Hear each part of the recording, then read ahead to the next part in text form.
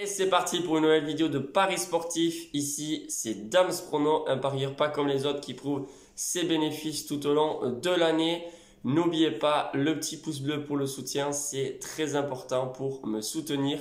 En tout cas, un grand merci pour tous ceux qui viennent de s'abonner, notamment sur Instagram. Vous avez été 500 nouveaux abonnés, nouvelles abonnés depuis 4-5 jours, 4 jours je crois, c'est de la folie.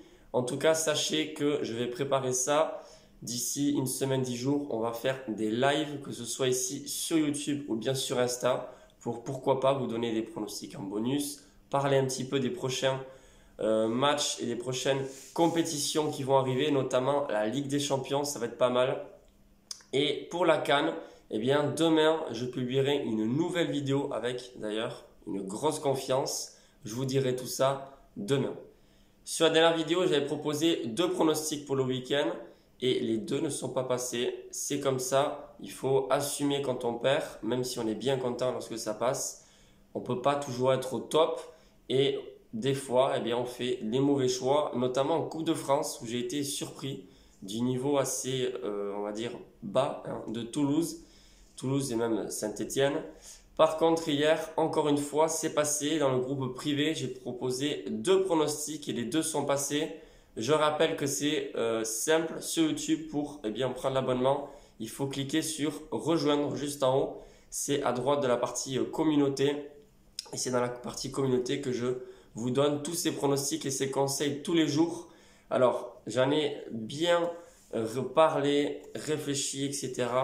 pour comment faire pour ceux qui ne peuvent pas prendre l'abonnement avec la carte bleue. C'est vrai que vous avez quand même plusieurs options avec PayPal, Payscard. Et puis, vous avez d'autres petits moyens qui sont de paiement comme Lydia, etc. où ça peut fonctionner.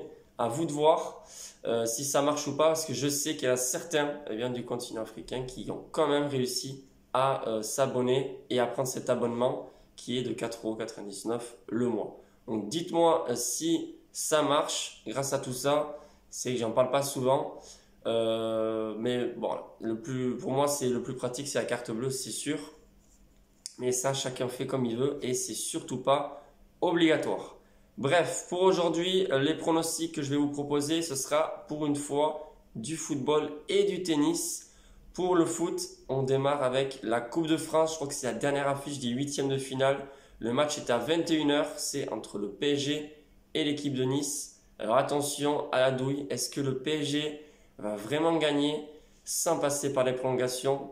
Méfiat, parce que le PSG est coté à 1,45, c'est pas une petite cote, même si c'est pas une grosse cote, pas assez rentable en tout cas pour moi en pariant sur le PSG.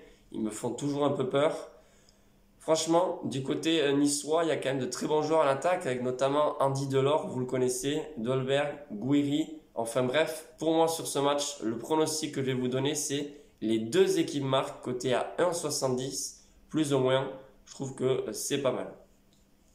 Et ensuite, ce sera sur le tennis, l'ATP de Cordoba, donc Cordoue. Le match est à 22 h 30, voire plus tard, parce qu'au tennis, à chaque fois, ça change. Donc, vous avez le temps de faire le pari. C'est l'affiche entre Mouner Jaume et Benoît Paire, bien sûr. Notre ami Benoît.